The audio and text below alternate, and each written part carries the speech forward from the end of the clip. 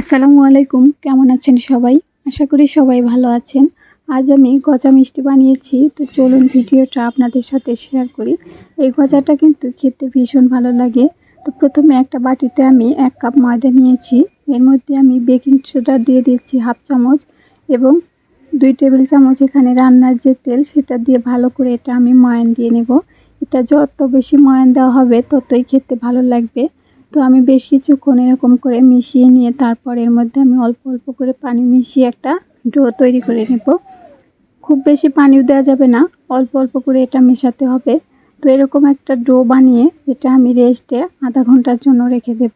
আধা ঘন্টা এটা রেখে দিলে খুব ভালো একটা ডো তৈরি হয়ে যাবে। আর এদিকে আমি আগে শিরাটা বানিয়ে নেব। তো একটা প্যানে আমি 1 কাপ চিনি দিয়েছি এবং 1/2 কাপ পানি দিয়ে একটা শিরা তৈরি করে নেব। খুব বেশি ঘনও না, আবার খুব বেশি পাতলাও হবে না। ঘন হলে তাহলে সেই গজাটার ভিতর শিরাটা ভালো করে ঢুকবে না, খেতেও ভালো লাগবে না।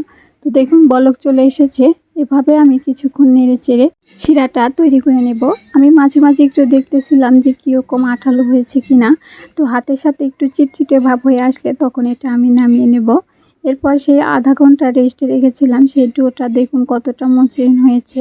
এরপর এটা থেকে আমি লেচি কেটে নেব। আমি এটা থেকে 3টা অংশে ভাগ করে নিচ্ছি।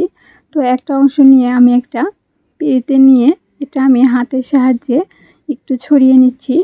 যেহেতু এটা এখন অনেকটা সফট হয়ে গেছে, হাত দিয়ে এটা বড় করা যাচ্ছে।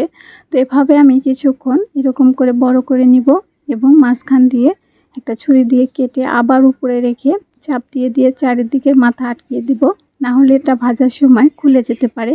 তো এভাবে যত বেশি চাপ দিয়ে দিয়ে বড় করে আবার ছোট করা হবে তত এর ভেতর লেয়ার তৈরি হবে, খেতেও কিন্তু ভীষণ ভালো লাগবে। এভাবে আমি কয়েকবার পেঁচিয়ে পেঁচিয়ে নিয়েছি। এখন ছোট ছোট করে কেটে নিচ্ছি। এগুলো কিন্তু তেলে দেওয়ার পর ফুলে অনেকটা বড় হয়, সেজন্য আমি ছোট করে কেটে নিচ্ছি। এরপর একটা কড়াইয়ে পর্যাপ্ত পরিমাণ তেল গরম দিয়ে দিয়েছি। এর মধ্যে আমি সেই গজাগুলো দিয়ে একদম লো আঁচে এটা আমি ভেজে নেব। এটা ভাজতে আমার 15 থেকে 20 মিনিট সময় লেগেছে, না হলে কিন্তু ভিতরেটা সিদ্ধ হবে না। তো এভাবে আমি ভেজে লালচে করে তারপর একটা ছাঁকনিতে তুলে নিয়েছি। এটা আমি এখন ঠান্ডা করতে দেব। শিরাটা ওদিকে ঠান্ডা হয়ে আসতেছে। এখন এটা তুলে আমি ঠান্ডা হওয়ার পর তখন আমি শিরার মধ্যে দিয়ে দেব। এভাবে আমি বাকিগুলোও ভেজে নিয়েছি। একটা বাটিতে আমি শিরাটা ঢেলে নিয়েছি। এরপর সেই গজাগুলো দিয়ে আমি একটা চামচ দিয়ে নেড়ে চেড়ে 1 মিনিটের মতো এরকম করে মিশিয়ে নিয়েছি।